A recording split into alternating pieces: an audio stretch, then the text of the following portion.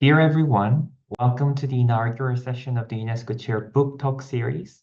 Today, we are very honored to feature Professor Gita Steiner-Khamsi and her new book, Time in Education Policy Transfer, The Seven Temporalities of Global School Reform. This event is co-organized by NORRAG, the UNESCO Chair in Comparative Education Policy, the KIX EMAP Hub, and Teachers College, Columbia University. I would like to officially welcome everyone. My name is Chanung Baek, and I'm an assistant professor at the Geneva Graduate Institute.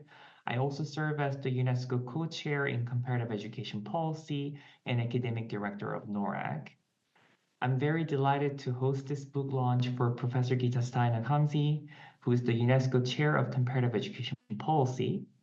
Her book makes a significant contribution to the field, and today we are also joined by three distinguished scholars who will share their insights and reflections.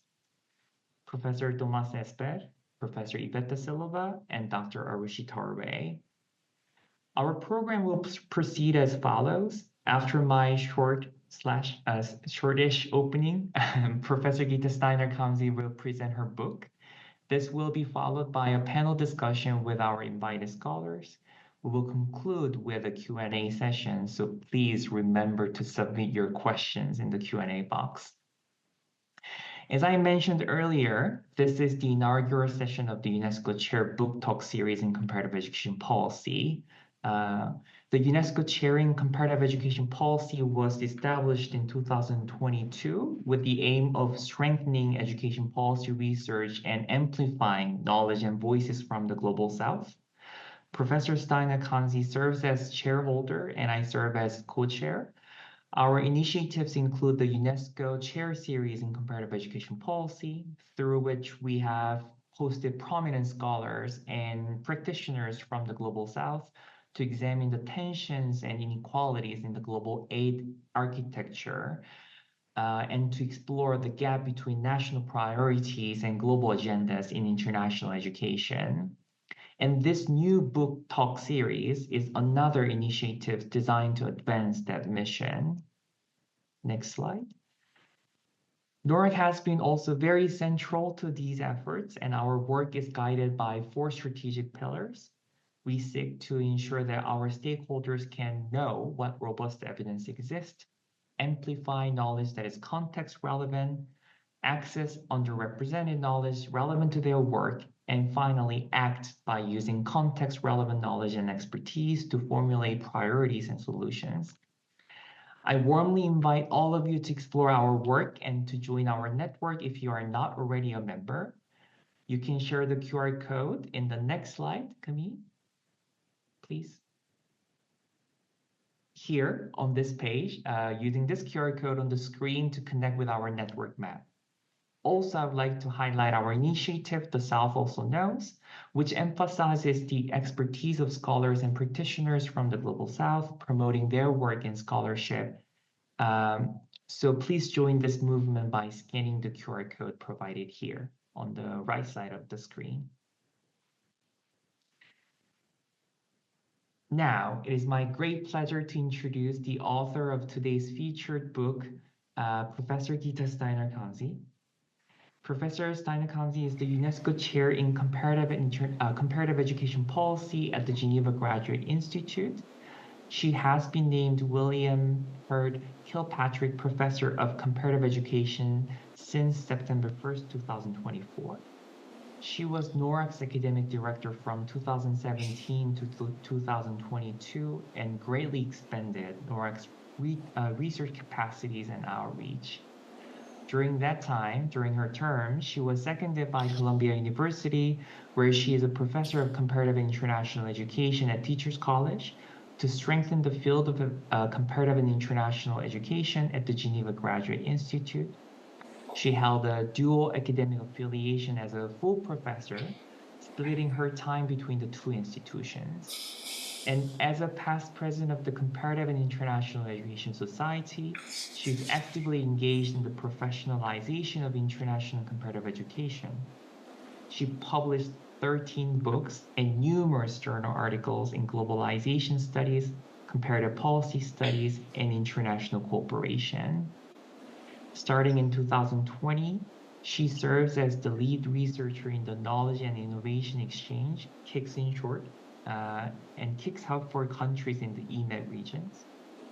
Her new book, Time in Education Policy Transfer, The Seven Temporalities of Global School Reform, offers a fresh and thought-provoking lens in the exploration of education policy based on her scholarship and experiences, and you will learn more about that today. Those of us who know Professor Steiner-Khamsi will not be surprised to see the depth of comparative insight and the sharp critical analysis in this book. And with that, we are truly honored to have her with us today to share more about the book and its key ideas. Professor Steiner-Khamsi, the floor is yours. Please give her a big round of applause.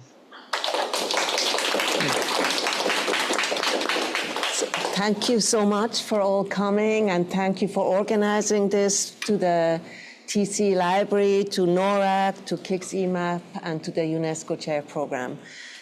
This is a hybrid format, so we have a whole group out there, and we hope to keep it interactive so you feel part of our room here. This happens to be my 30th year at TC, and I completed during this time 70 dissertations.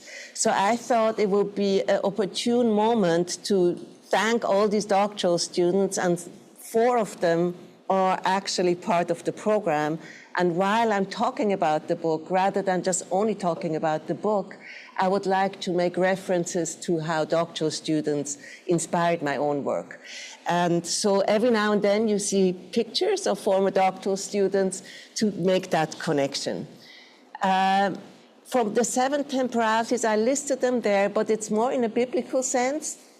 Time is not linear, it can be circular, and actually Thomas Esper, who is one of the presenters, talked about that in his dissertation. But it is in a biblical sense, 7 temporalities that have an impact, that affect policy transfer or traveling reforms. Policy transfer is a way of looking at reforms that travel from one country to another, and this has been my topic for the longest time. And for the longest time, I looked together with many doctoral students at timing.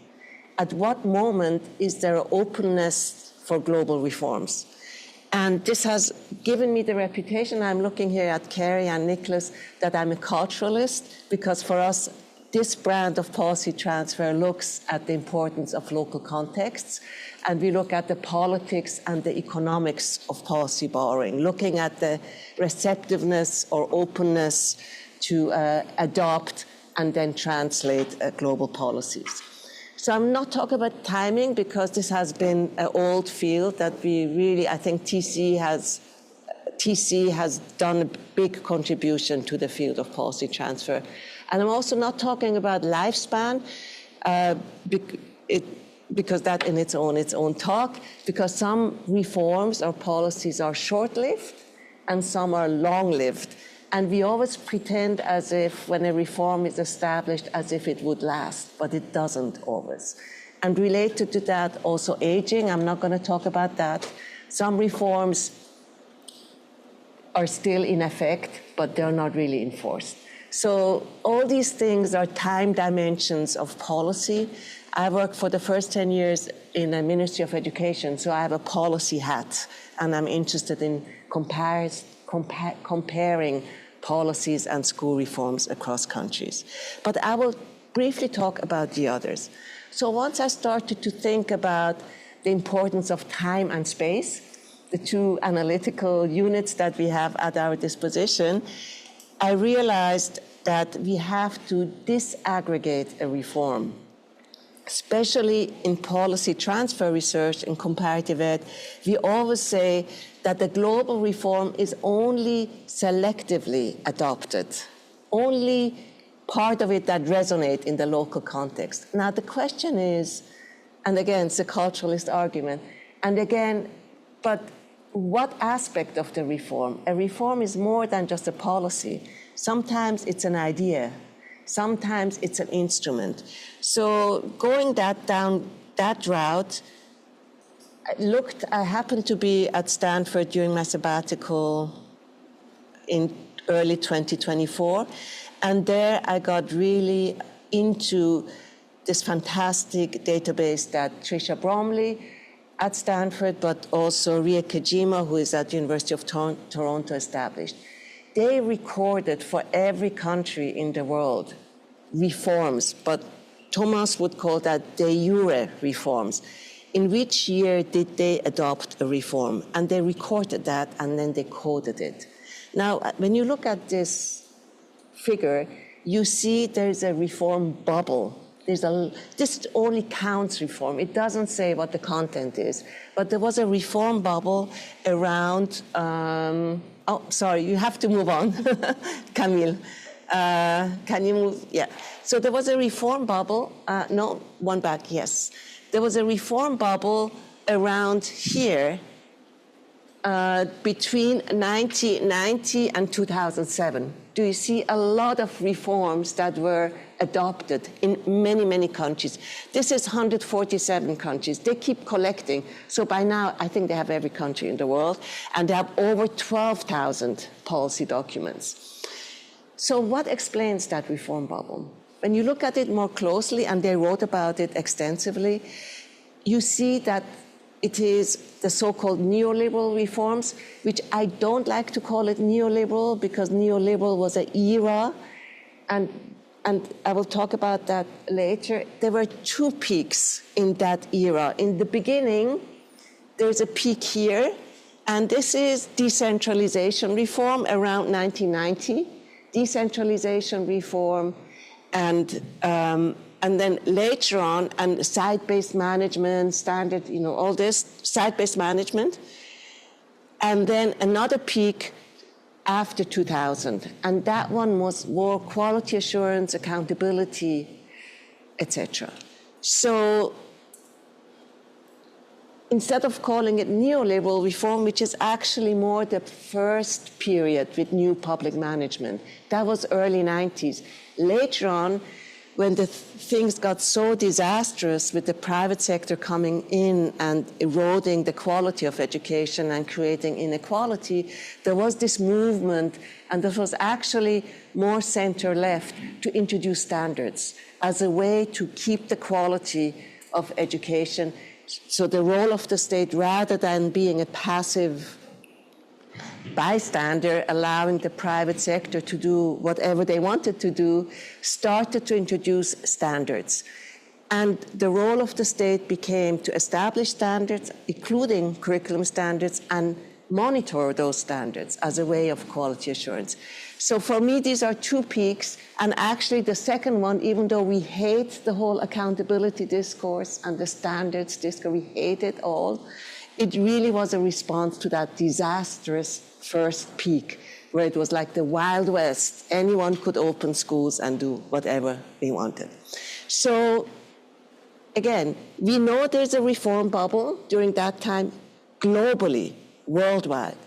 And now we can look at what exactly was that reform that spread. And here we have a big group, and Camille, you have to go to the next one, please. And we have this big group that actually Thomas, he is one of us, but he's now part of Autonomous University of Barcelona. This group in Barcelona, among Anthony Verger especially, they created that term SAVA, School Autonomy with Accountability. This really captures what happened during that period of the reform bubble. On one hand, give freedom to schools for management and implementing reform and making decisions and hiring and firing, but at the same time, later on with the time lag, have an accountability for the performance of the school. So this SAVA really captures what it is. And when you look at it, the evaluation system or testing became a big part of it, because that's a way to have quality assurance. And again, this is something we all love to hate because it has really gone overboard with testing students. But this was part of the mechanism. The idea was give parental choice, have funding based on number of students rather than on schools, on other items. So this is like another word for vouchers in the US, we call it.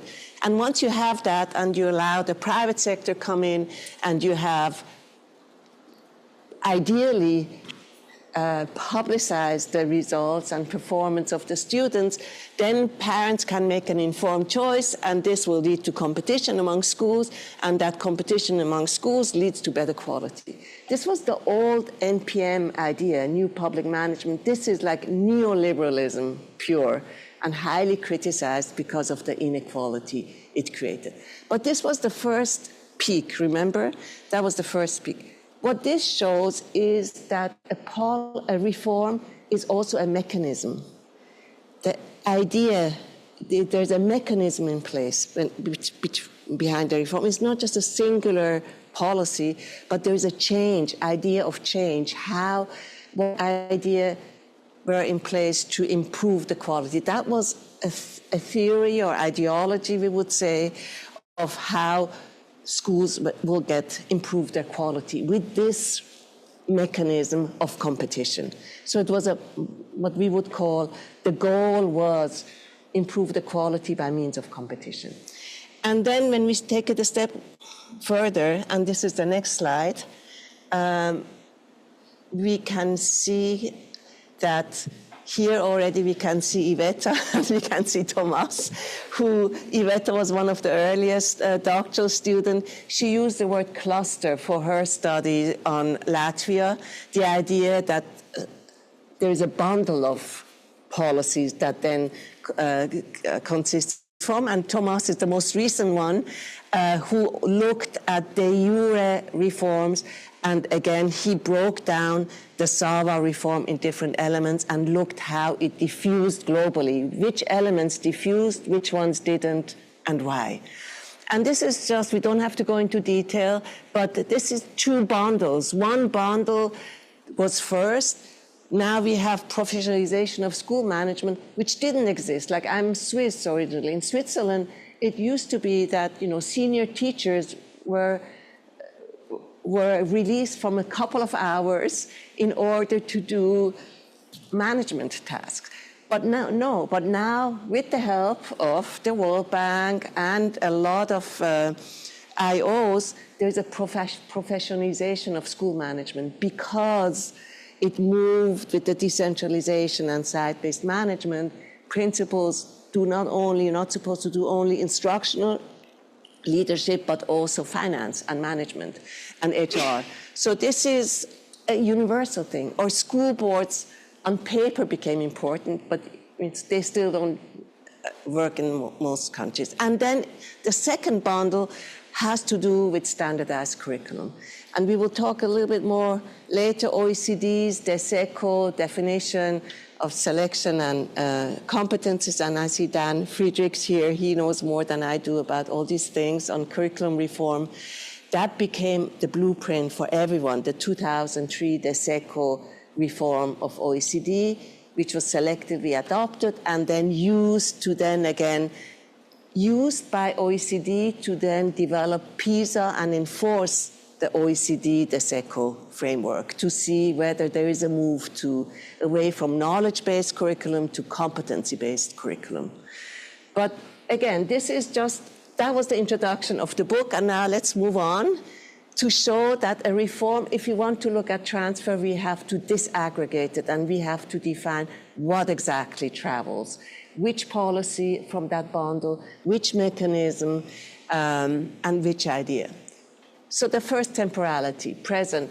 This is, maybe it doesn't come as a surprise that the historical context matters. In education, we are in a very interesting field because we have seen like a revolution in education in the last century with a time lag, first in OECD countries, we would say, or in rich countries, and then with a time lag in all post-colonial countries after the 60s. Huge educational expansion, and both what we would say vertically and horizontally. Vertically, compulsory education over the last 200 years was extended by years and years and years. And it's also reflected in the SDGs. It used to be 2 years and then 4 years, and now it is from pre-primary to lower secondary universally, everywhere in the world. But we're at the point where some countries like China, they talk about over-education, like this expansion, this vertical expansion has been going on everywhere. And they're trying to shift from higher ed to vocational technical education in many countries.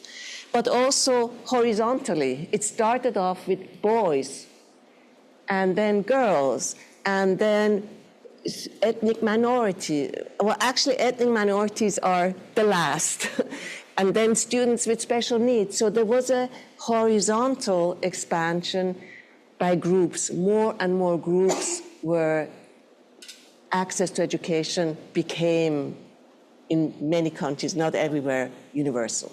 Now, this challenge was universal for every government. And now the question is, how did they deal with it? And in the book, I talk in length about different strategies that different countries used, including what in China it's called eating from separate pots. That means decentralization. This allows decentralization of finance, but also management. But then another modality was to say the government cannot guarantee quality everywhere. Let's have in every district at least one school that has laboratories, that has qualified teachers, and let's hope there's a spillover effect, and sometimes they're organized for that spillover. We know that doesn't work, but this was a strategy. Then the third one was cost sharing with parents. And actually, cost sharing with parents, we're not talking about low-fee private schools, which is a big topic in our field, but low-fee public schools. Even in China, the government started to ask for money from parents in the form for, textbooks or uniforms and some things. And then the fourth one came along, and the fourth one became universal.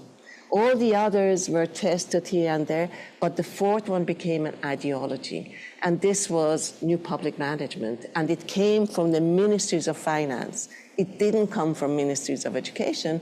And the idea was, if you reduce wastage and become more efficient, then you can do, and Milton Friedman was the one proposing that and pushing for that ideology or that thinking.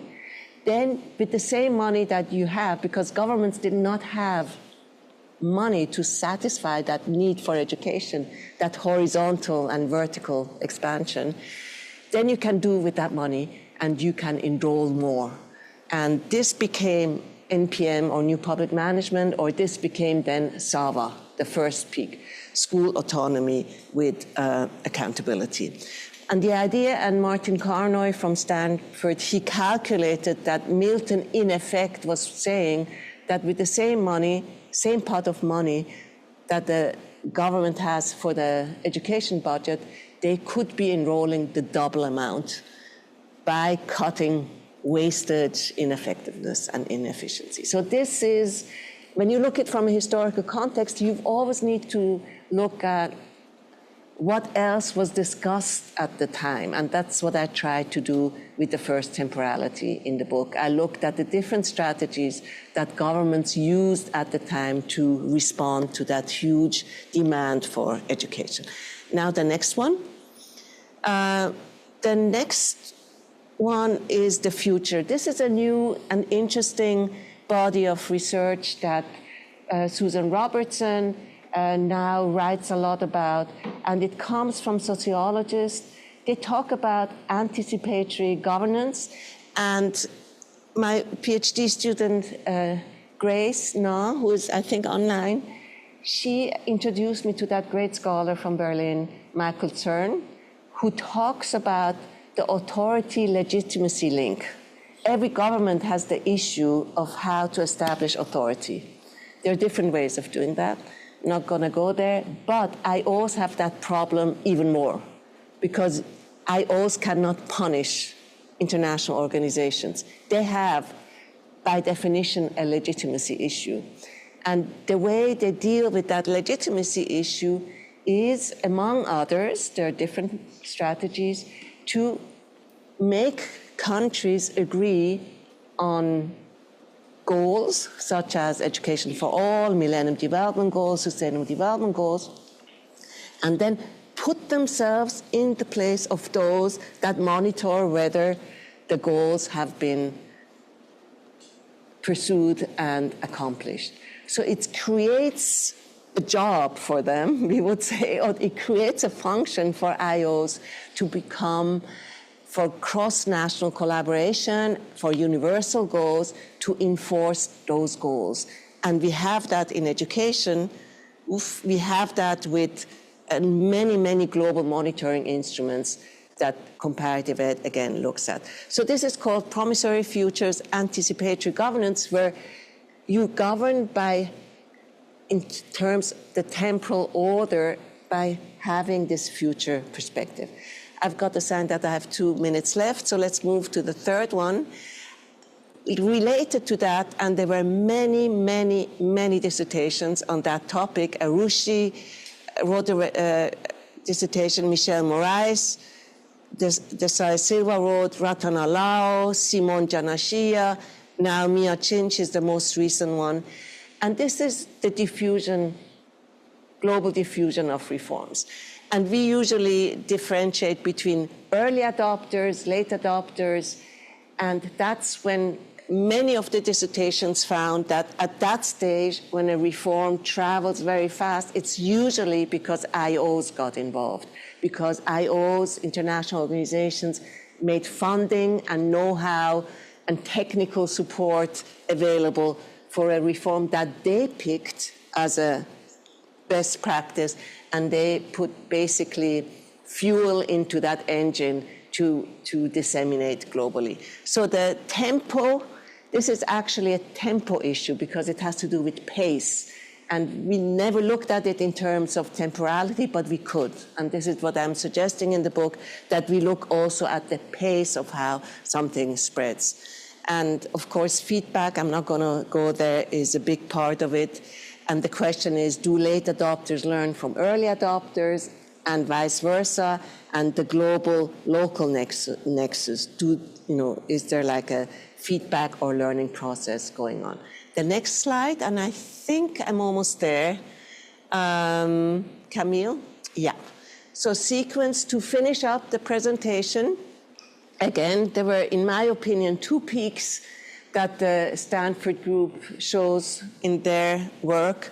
One is the first NPM, and the last one, the quality assurance one, or accountability. And I put here the pictures of Hao Yang. She's here. She's just started 2 weeks ago.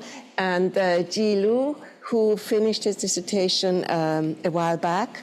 It's not a coincidence that these are Chinese scholars, I would say. Similar to my Mongolia book, the point is, if something spreads even in Mongolia or even in China, then it's really a global reform. That's the argument.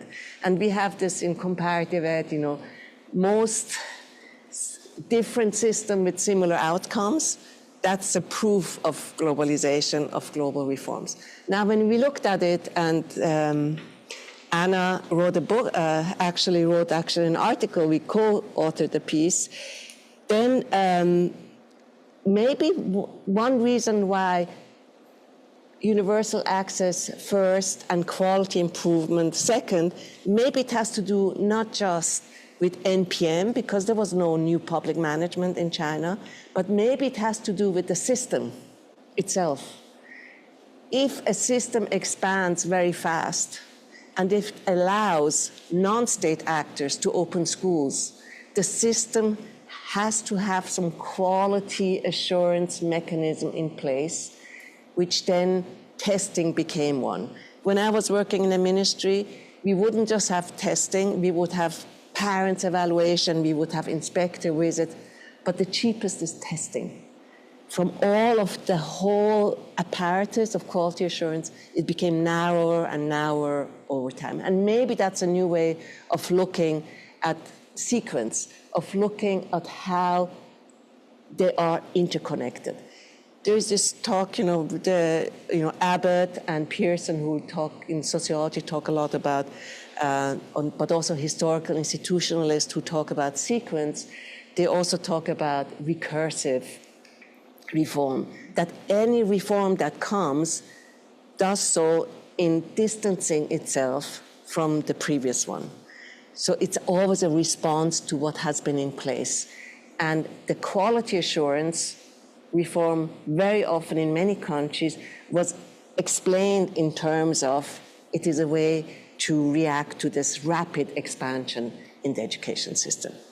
Thank you so much. I should now give the floor back. And this is my last slide.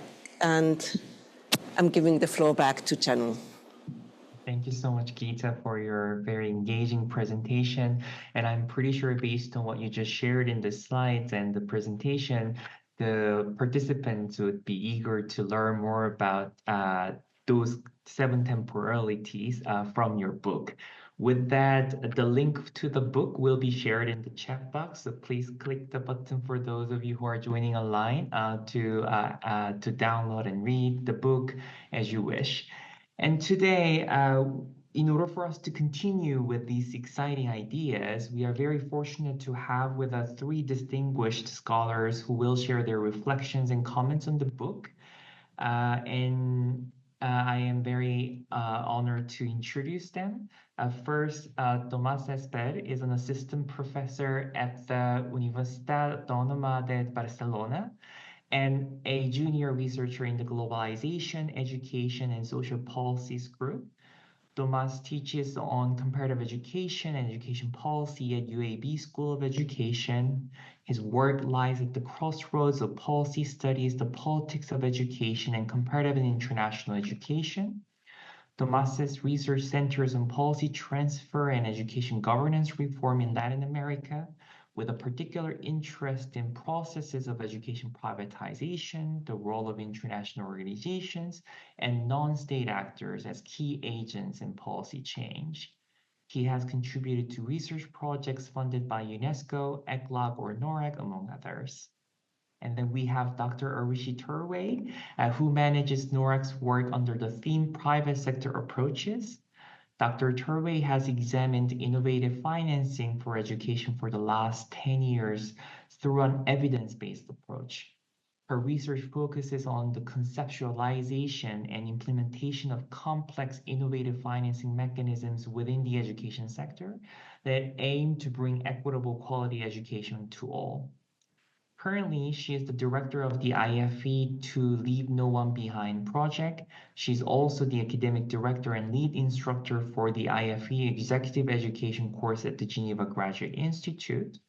For over 16 years, she has worked on education policy, planning, and development at global organizations like the World Bank, GPE, USAID, SDC, IPNED, FHI 360, OSF, and R4D. She holds a doctorate in education from Teachers College, Columbia University, a Master of Education in International Education Policy from Harvard Graduate School of Education, and an advanced master's degree in political science from the Australian National University. And finally, we have Professor Iveta Silva, who is a professor of comparative and international education and associate dean of global engagement at Arizona State University's Mary Lou Fulton College of Teaching and Learning Innovation. She also serves as a senior global futures scientist at the Julie Ann Rickley Global Futures Laboratory. Her research explores how education systems respond to political transition, authoritarianism, and ecological crisis, examining the intersections of academic freedom, memory, and institutional reform in a rapidly changing world. She is currently leading cross-disciplinary work on reimagining the role of education in a time of democratic backsliding and ecological collapse. She is the former president of the Comparative and International Education Society and an elected member of the World Academy of Art and Science. And with all those amazing experiences and perspective, I would like to now turn to Tomás and then Arushi, and then Iveta, if this order is okay. Thomas, the floor is yours. Thank you so much, Anun, and thank you so much, Gita, for the invitation. Hello to everyone. I would like to make a few comments on the book, and perhaps start by warning the reader and saying that the book title is a little bit misleading, because the book is not just about time in education policy transfer.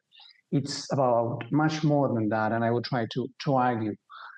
First, the book analyzes policy transfer in all its complexity and connects policy transfer as a phenomenon with the theories of the policy process by using time as an analytical lens. And in this way, the book examines, as you will find, the different mechanisms of change behind policy, the forces, the processes, and the actors involved, both in the continuity of a policy reform as well and in its transformation over time. Second, I argue that the book is about much more than policy transfer, because by analyzing the SAWA reform, the book reminds us that certain policies are a package, and we have many discussions with Gita about that, and this has many implications that I will try to argue in a moment. The third reason why I say this is because it's also about global education governance. The reader will find an amazing history of entanglements of different international organizations shaping global reforms. And lastly, because I think the book makes brilliant work by bridging two communities, if you will, or two schools of thoughts. One of that that historically emphasizes the institutional aspects or the macro level aspects behind policy reforms, and the other school, which places an emphasis, a focus on agents, on key people, key personages as drivers of education reform. And we can think of the examples of Michael Barber mentioned in the book, or Mauricio Roque as well. So after that, a not so short introduction, I would like to make three more points about the book. The first one is that the fact that the book analyzes the temporal dimension in education reforms, it reminds us that policies are a living force. And by this, I mean that policies are embedded in power disputes. When the book looks at the critical moments of adoption, its changes, its evolution, what it sticks, while what is left behind on a policy reform, it is showing us that actors are still in constant dispute to derive benefits out of a certain policy, to bring them back, and so forth. Also, this aspect of bringing the living nature of policies, and by proposing the 7 analytical categories, I also think the book offers the reader a toolbox with, on the one hand, a microscope, and on the other hand, the DeLorean. As you might remember, the Back to the Future card. Why do I say this? Well, because when the book analyzes the spread and the effects of the SAWA reform, the book, or Gita, must go back in time and historicize the genealogy of this reform. It brilliantly explains the evolution of the ideas and instruments that have shaped the school autonomy with accountability reform, from the emergence of new public management, its connection and differences with the neoliberal school of thought or neoliberal theory, the entanglements with the World Bank school-based management reform, and so forth. But also, in this historization, it shows us the shifts in the dominant ideas that have shaped the actions of the World Bank and the OECD. This is what Gita has called or refers as sequence. Then, in this going back in time, I would say the book operates at some sort of a meso level. But as I said, it also gives the reader a microscope to zoom in, to go into further detail. And this happens when it addresses the tempo. The book zooms in to understand what factors explain why, at a given moment, the reform is transferred. In analyzing timing, it goes even deeper into how coalitions, entrepreneurs, international organizations, and so forth operate at a precise moment, enabling a window of opportunity for policy change. And it also requires to analyze the present, to understand the history of the context that allow that reform to happen. But then the book also moves between in the zooming in and zooming out all the time. And later, when, for instance, when it looks at why SAWA was adopted in Switzerland, it goes into the specific aspect of translation. What exactly was adopted or was maintained? Which aspects were not kept? What was recontextualized? And this is what Gita refers as the lifespan. And finally, as she mentioned, the future of the reforms or the future aspect of time has to do with the promises. What reforms promise in terms of the goals that we achieve and how they will achieve so. I still have, I think, a few more minutes. So the second point I would like to make is that what Gita does in this book is to bring together different theories to explain the complex phenomenon of policy transfer. And I was happy by reading the book that I found she said that herself. Let me quote her. She says, that more than one theory is required to see and explain the issue's complexity. There are too many blind spots if one commits to one theory or interpretive framework. In my study of the 7 temporalities of policy transfer, I drew inspiration from scholarship produced in institutional theory, historical institutionalism, diffusion of innovation research, policy studies, and so on and so on.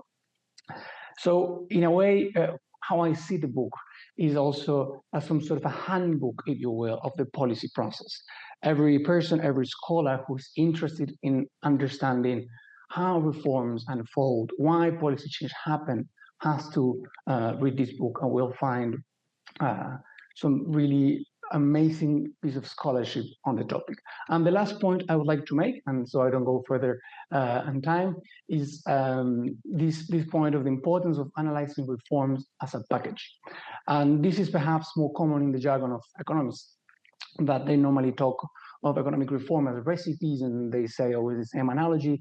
If you want to make a tortilla, but you don't have eggs, then you end up having French fries. So when an ingredient of a policy package, of a recipe is missing, you end up with something different. And the analytical power of analyzing reforms as a package has to do with, on one hand, looking into the theory of change, how the reform is meant to produce the expected outcomes, what objectives that it had, what policy instruments it will use to achieve those specific goals, and so on. And then the concrete policies and the calibrations of them on the ground. So just to wrap up, I think the book makes a brilliant contribution to the field of comparative international education, and is a must read to everyone interested. And just as a question looking forward, I also think that the book has brilliantly shown us some of the history and developments of global governance, and leave us thinking of, in this current moment of continuous change in international relationships, how will these international organizations survive, and what agendas they will put forward looking into the future. So thank you so much for the time. Thank you so much, Tomas. And with those comments, now I'd like to turn to Dr. Arishi Turve. Arishi, please.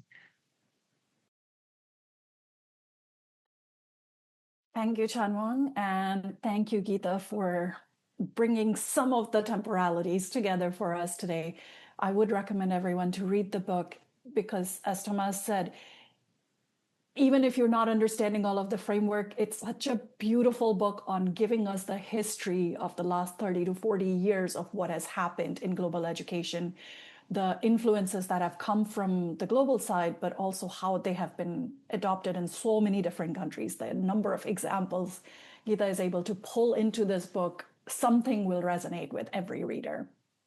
So with that, I come from the positionality of always being a practitioner who uses research, conducts research to inform the practice and to really influence stakeholders in what they're doing with policy reform. So my dissertation obviously was very much influenced by Gita's work on policy borrowing, and I looked at the contract teacher policy and the evolution of that within 2 states in India.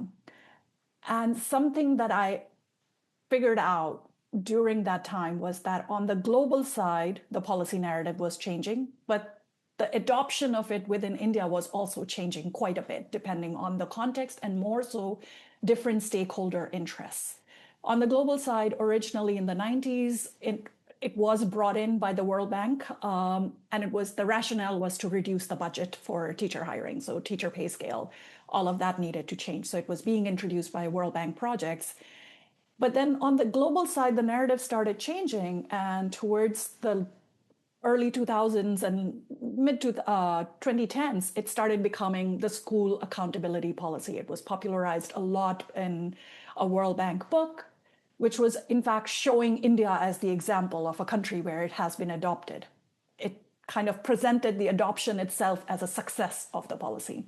Whereas in India, it was the rationale or what resonated with local actors really depended on the actor interest. And that's what my dissertation really looked at, how every actor had a different thing and that it resonated to, and how they negotiated the policy to the point where the policy evolved over 15 years in one of the states, where the main policy issue of contract teachers, where they would get paid less, they would not have a permanent position, both of those aspects got completely diluted. It was contract teachers only in name.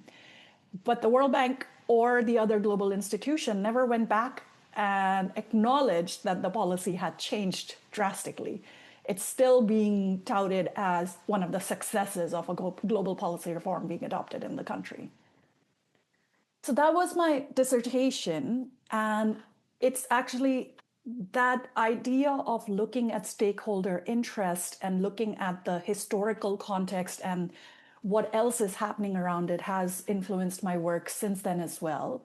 As Shanung had mentioned, my work in the last 10 years has been on innovative financing. And after being in this field for almost 20 years, even I have been able to be present for a lot of these global dialogue and able to see just as an individual how meeting room conversations have changed. So innovative financing itself was one of those things where the conversation within education really only started in 2010. And at that time, there were no models that were declared as innovative financing, even though there were lots of models that would fit the definition back then as well. But the rationale for exploring it was how to bring additional financing, equitable financing, and sustainable financing into education, because there's a chronic shortage of money in education. Slowly, over the last decade, results-based financing, and if you look at the new public management dialogue and private sector engagement, results-based financing has kind of overtaken the conversation of innovative financing. And along with that, public-private partnership or engagement of private sector actors, not just as providers of education, but also investors, as in people who provide upfront capital for a project as almost a loan within an education system. That has picked up. Doesn't mean that there are no public sector innovative financing mechanisms happening, but I would say the airtime is always given to results-based financing and public-private partnership.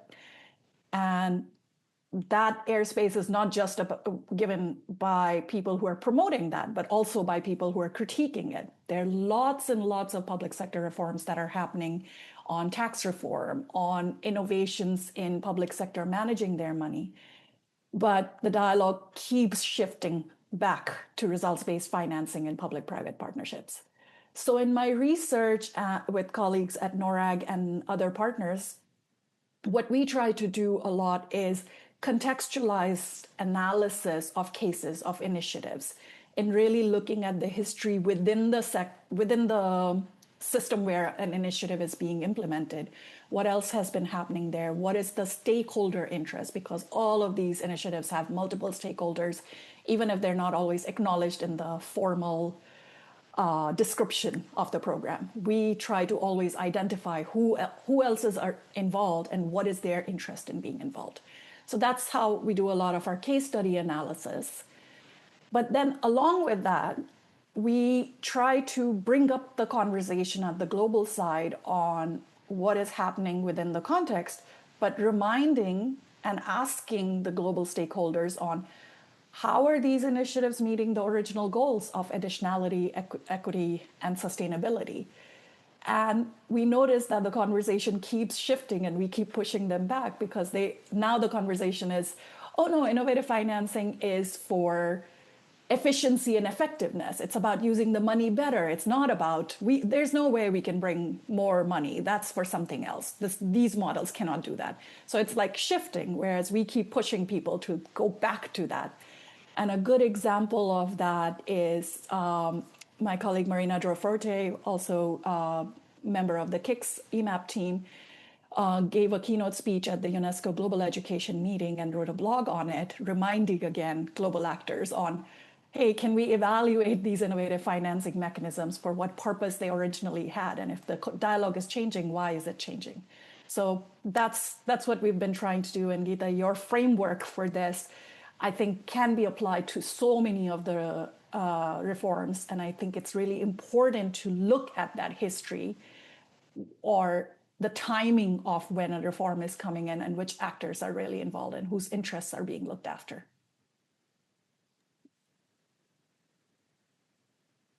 Thank you so much, Arushi. Now, Iveta, the floor is yours.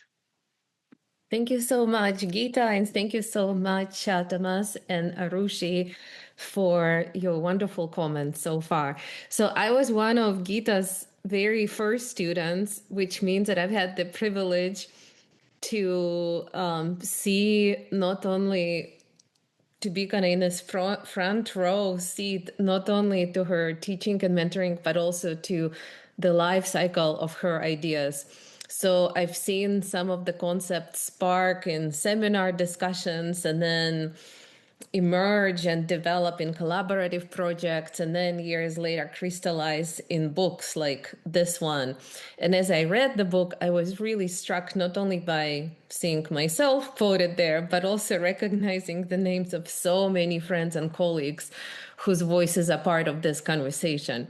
So it feels less like an individual citation in this sense, but more like being a part of a collective stories that we have been shaping together over time. A reminder that our research is never solitary. We are never alone, but always the work is always as an encounter, a dialogue, and collaboration. And this is probably one of the biggest lessons I learned from Gita over the years, how to create this space for collaboration and collective work. And this is precisely how I also experienced this book, as both a very powerful argument, but also as a gathering. It gathers concepts that have been circulated for years, and it brings them into the new configuration. So Gita discusses 7 temporalities in this book, and 7 is already a very generous and expensive frame. But I also found myself wondering, why stop at 7? Same as Gita, you probably will never be able to stop at 70 doctoral students. I expect that both will grow somehow. So I wanted to ask, what happens when... it basically kind of was also a challenge for myself to think more expansively about the temporalities. So I had a question, what happens when we bring in also the temporalities of the Earth, of climate breakdown, extinction, of regeneration? So, and it was really interesting for me to notice that the peak of reform bubbles that you talked about also coincides temporarily, at least, with the environmental decline. It is a sobering reminder that policy innovation and ecological collapse have been unfolding side by side all this time. So how might these broader planetary scales reshape how we think about policy transfer? For example, what about the temporalities of ecosystems, of intergenerational memory, of planetary futures? How might these more than human temporalities also complicate how we think about education policy, not only as a set of reforms moving through political time, but also as something entangled with the longer, slower, and sometimes catastrophic timescales of the Earth itself? What struck me most is that this book doesn't just chart how reforms travel, but how also they age, how they decay, and sometimes also how they die. A perspective we almost never get in policy. studies. We refuse to let reforms die, usually, for whatever, for better or for worse. So we usually study reforms in their moment of birth, how they're introduced, diffused, and adapted. But Gita, in this book, reminds us that policies are not immortal. Like all living beings and organisms, they have lifespans, and they can lose meaning, or they can linger on long after the intended purpose had faded.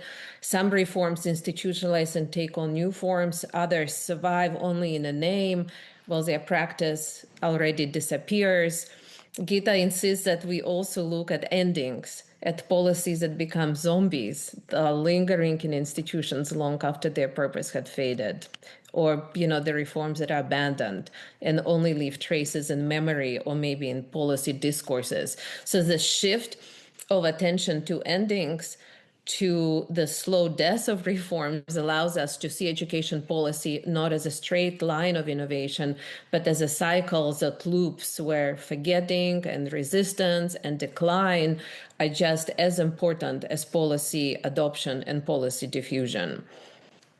And reading this book, I actually was also reminded of Vanessa Andriotti's latest books on hospicing modernity and outgrowing modernity, asking us how we can accompany dying systems with care rather than endlessly recycling them in new disguises. Some things that we very frequently do in education policy too. So Gita's framework invites us to do the same with policies, to ask not only how they are born, but also how they might be allowed to end with dignity. And that raises some difficult and necessary questions for us as researchers and policymakers as well. What is our role in this process? How do we help to recognize when a policy has become a zombie, when it is time to let go, and how to mark its endings with honesty rather than with denial? So in the sense that temporality of policy death and afterlife is just as important as a temporality of policy adoption and global policy diffusion. And this is where the book leaves us with even deeper challenge. If reforms can spread like epidemics, if they can linger on as zombies, if they can die and leave only traces, then the responsibility falls on us as researchers, as policymakers, and as practitioners, not just to describe, analyze, or evaluate these cycles, but also decide how we will accompany these reforms.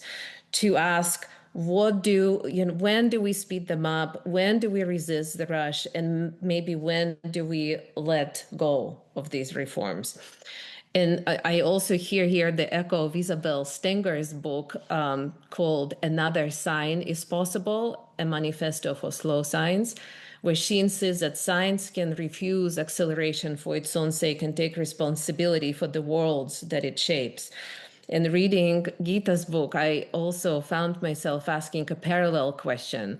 Could another policy time be possible? At times that resists this endless accelerations that we are in right now, at times that makes space for endings as well as for beginnings, and a time that values memory and care as much as it values innovation and adoption. So I think this book leaves us with a challenge and a promise that another policy time is possible, but only if we dare to interrupt this acceleration, if we can learn to slow down and accept the responsibility of shaping the worlds our policies and our policy research brings into being.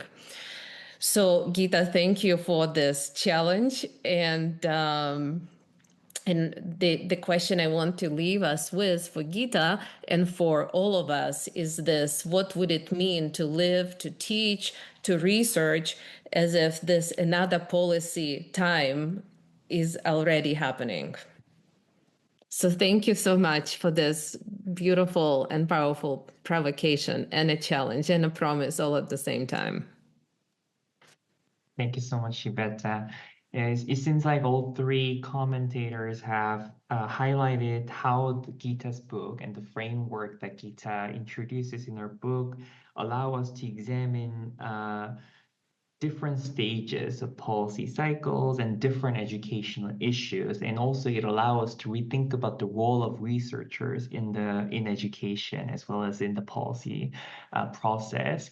And now I would like to invite the audience to share their questions. And perhaps after that, in response to those questions and the comments, Gita will be able to share some of her thoughts. Since this is a hybrid event, I would like to suggest that I will select pick two questions from the chat Q&A box, and then we give the floor to the in-person participants. So perhaps one or two questions from the room as well. I take the liberty to rephrase some of the questions because I see some shared points in some of the questions shared in the Q&A box.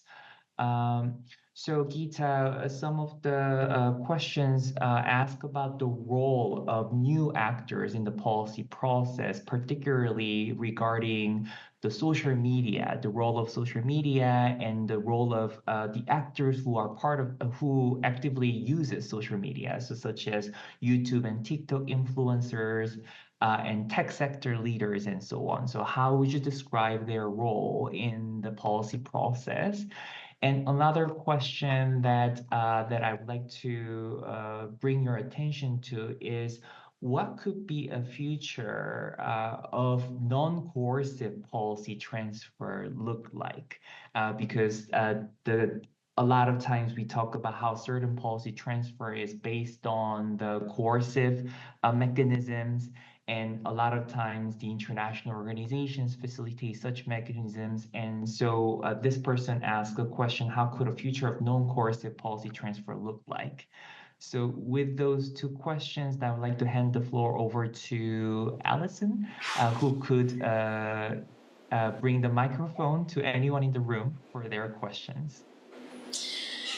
Thanks. Yeah, so we'll take a moment. Does anyone have any questions from within the room? I have this fun little microphone. If you walk in the middle, then they... Well, I can bring it to her. Yeah. They are less shy. Oh, I see Nicholas. I should just like walk towards them and I see Nicholas wants to say something. It's a two-camera thing. No, you're good. Yeah? I can ask a question. Yeah, of course. Thank you, Gita. Can you hear me okay? I guess it's just for the people online. Sorry. I'll speak up with my voice.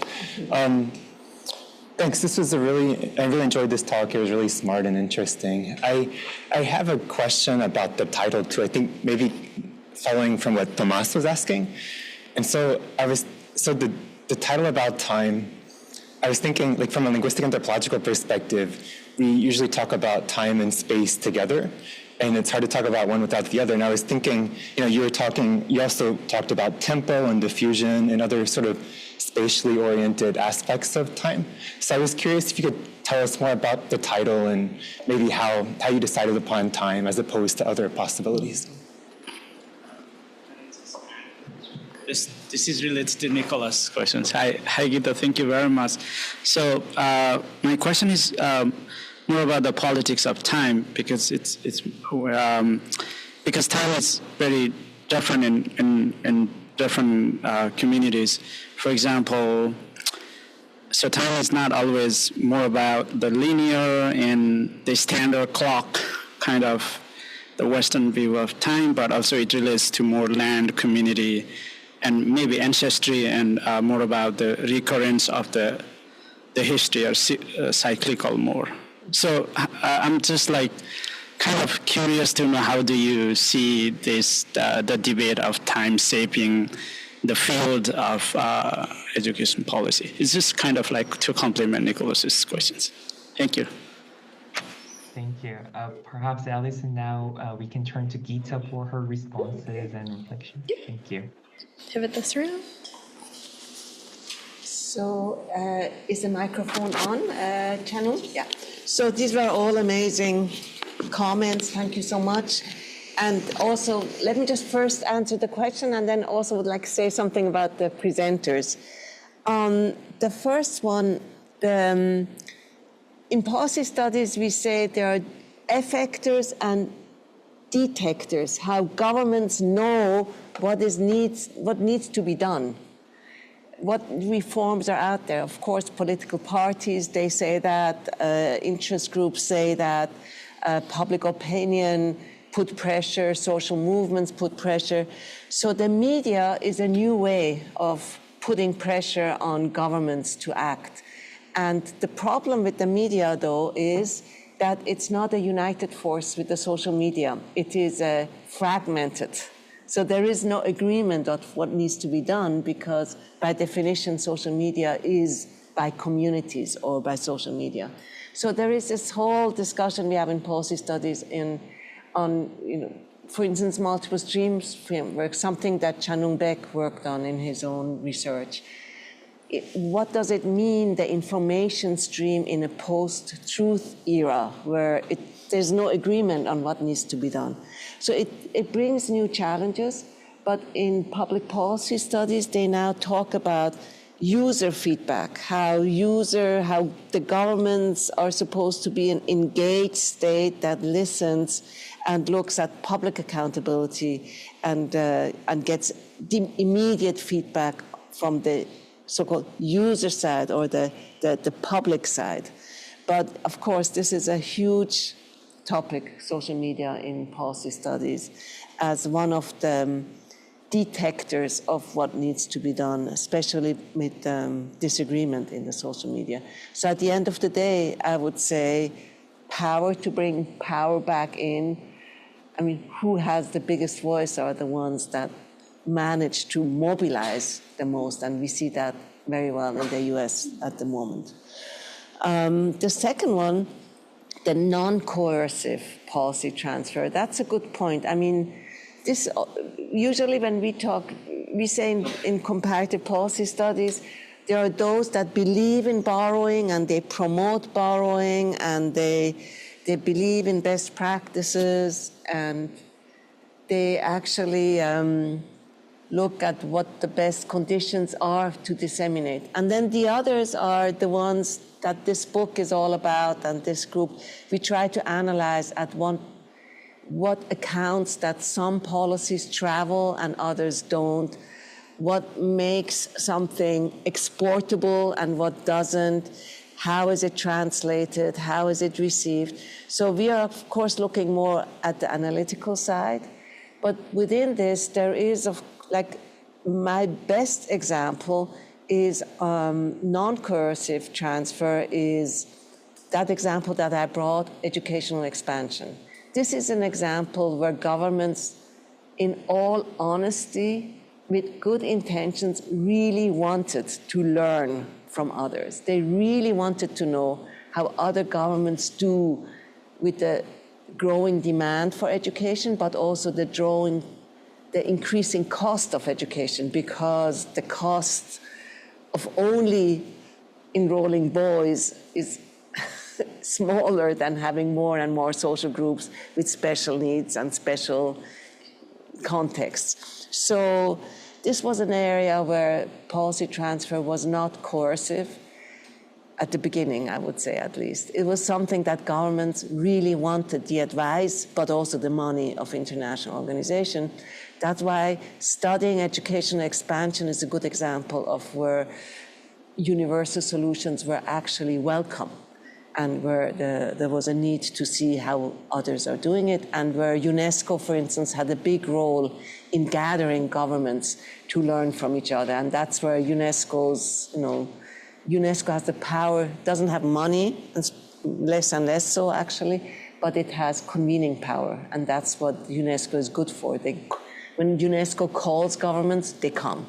And that's a power, and they come and they listen. So that's an example. The third one, good point, Nicholas, on space. And it's true, time and space are interconnected. But once I started to talk about time, there were so many aspects. I thought I have to keep it small. And in comparative policy studies, space has its own. The time dimension is very much occupied also by historians and anthropologists, of course. But and space is very much occupied by human geographers. And they have an interesting differentiation. Like Macy, she's a British scholar that talks about space, but there's also a whole Australian group that talks about space. And they differentiate between space and place. And in comparative ed, this is really important. We talk about the educational space, and actually, Ivetta's dissertation was on that, with who you identify. So, for instance, there are a lot of countries that want to be part of the European higher education space, even though they are somewhere else completely. So for us, space is its own big question. So maybe that should be the next book, the different spatialities, spatial dimensions in policy transfer, because it's such a huge, or for instance, who are the reference societies? Who do countries look up to? Like, even though China is doing really well in all the PISA studies, nobody wants to borrow from China for a zillion reasons, but they still look to, Singapore and Korea and Finland. The reason is it's such a big topic that I didn't go there, but it isn't on my agenda. Then PX's point on the cultural concepts of time and the circularity of time. And this is a huge one. And it goes into Ivetta's point, which is a very interesting one, how some things are not just future, immediate future, but they are long future. So when an educational expansion is a good example of a so-called long horizon issue. Enrollment now in pre-primary will have an impact in 20 years on higher education. So again, education is an interesting case. But also, and that was Thomas's dissertation, that looked at something, time stood still, like an idea and innovation. And innovations are not only good, in my opinion. It means change. The whole idea of testing came and then it was suspended. And then it was brought up again. So that was like an example of something freezes and it unfreezes, just to bring back Ivetta's and Prem's point. I ran out of time. I just like Thomas's point on to say that when a reform is established, that's not the point of arrival, but it's a point of departure.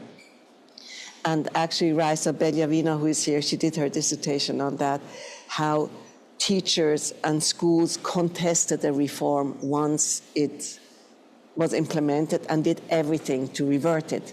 So this is like a reversal process, because time and the power dimension is really important. And I saw David Lechinsky had a comment there, was very happy to see you, David. And the whole point, the second point, on how it moved from, we have this movement away from international organizations like UNESCO alone or UNICEF alone to World Bank alone to multi-stakeholderism, we call it, like IOs together with the private sector. And this brings a whole new dynamic into the whole legitimacy issue that we discussed in global governance. Arushi, your point on semantic shifts, how things, Lubinsky wrote about that also very interestingly, how first the whole point about how competition improves the quality of education changed from, there was a semantic shift. It did not improve, but now the whole discourse is about how it's tailored to the needs of the students and parents. And this happens all the time, how something is reframed. It's a reframing process or a semantic shift. And Ivetta's point is always refreshing. And it's just a pity you don't write anymore on policy studies. Ivetta, you should write. Bring your original way of thinking back into policy studies. That would be great. Thank you so much, Gita. Whenever we plan this type of events, we always think that we will have enough time to engage with all these interesting points and questions. But especially with this book, there were just so many more for us to discuss and engage with. And because of that reason, I strongly invite all of you to read the book and continue this conversation even after this event. Camille, please share the screen. And with those remarks, I would like to remind everyone that you will receive a follow-up email with event recordings, event highlights, and the link to the publication. And once again, the link to the publication is already being shared in the chat box. And please fill out the evaluation form, which will help us to improve in our next events. Next slide, please. And also we have our upcoming events at NORRAG. So please check out these events using this QR code, and also the link to those events are shared in the chat box. Next slide, please. And after this event, you will have the opportunity to meet the NORRAG regional coordinators online and learn more about our network and membership. So the link for the session is shared in the chat. So please join that room after this session as well. And with all of that, thank you everyone for such an engaging session today. First and foremost, our sincere thanks to Professor Gita Steiner-Khamsi for sharing her important new book and exciting new ideas. And also big thank you as well to our panelists, Professor Tomas Esper, Professor Iveta Silva, and Dr. Arushi Turway for your insightful reflections and comments. And I also would like to thank our co-organizers, NORRAG, the UNESCO Chair in Comparative Education Policy, the KIX EMAP Hub, and Teachers College, Columbia University. And finally, thank all of you, both online and in person, for joining us today, sharing your questions, and contributing to this important discussion. So this is just the beginning of the book talk series that we are organizing. So we hope you will continue to join us for future conversations. So please stay connected through NORRAG and the UNESCO Chair initiatives. And thank you so much. I wish you a wonderful rest of your day. Please give a big round of applause to Professor Gita Steiner-Khamsi.